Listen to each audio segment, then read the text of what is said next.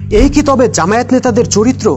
রংপুরে হিজবুত তৌহিদের বাড়িঘরে আগুন জ্বালিয়ে ও লুটপাট করেও কি স্থানীয় জামায়াত নেতাকর্মীদের ক্ষুধা মেটেনি? তবে কি হিজবুত তৌহিদকে ইস্যু করেও রাজনৈতিক ফায়দা হাসিল করতে যাচ্ছে স্থানীয় জামায়াত নেতারা? বন্ধুরা, আপনারা জানেন গত 24শে ফেব্রুয়ারি রংপুরে হিজবুত তৌহিদের বিভাগীয় সভাপতির বাড়িতে হামলা চালায় স্থানীয় জামায়াত নেতা, কর্মী ও সমর্থকরা।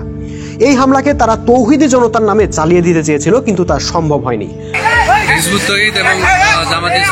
ইতোমধ্যে গণমাধ্যমে প্রকাশ হয়ে গেছে এই হামলার নেতৃত্বে ছিল স্থানীয় জামায়াতে ইসলামীর পারুল ইউনিয়নের 3 নম্বর ওয়ার্ড সভাপতি নূর আলম, সাবেক সভাপতি আলী আহমদ, জামায়াতের যুব শাখার নেতা আব্দুর রহিম, যুব শাখার ওয়ার্ড সভাপতি আসাদুল ইসলাম, জামায়াত কর্মী মুক্তার হোসেন, শিবির সদস্য জাহাঙ্গীর আলম, জুয়েল রানা, বেলাল হোসেন, নাসিমুল হক সহ আরো অনেকে। পীরগাছা উপজেলার জামাতের আমির মহামান্য বজলুর রশিদ মুকুল স্যার তিনিও আছেন, যেহেতু স্কুলে কিছু স্যার আছে, জামাতের আমির আছে, এখানে প্রশাসনের লোকজন আছে।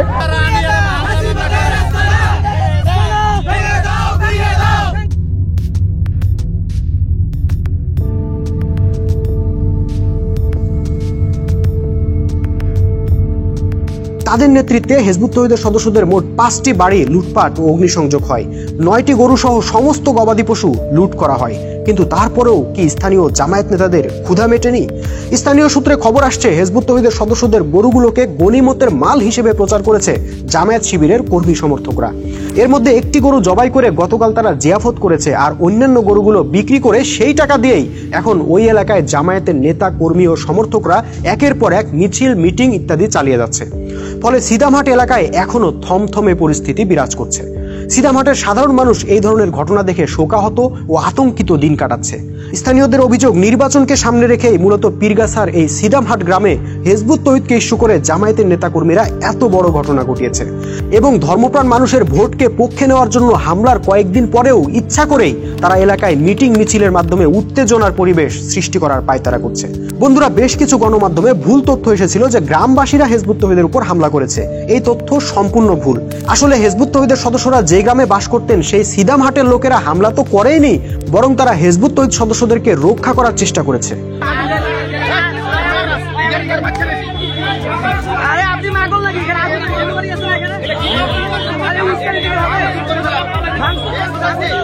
মূলত পাশের গ্রাম নাগদা থেকে জামায়াত নেতাকর্মীরা গুজব রটিয়ে অনেক মানুষকে নিয়ে এসেছিল হামলার জন্য।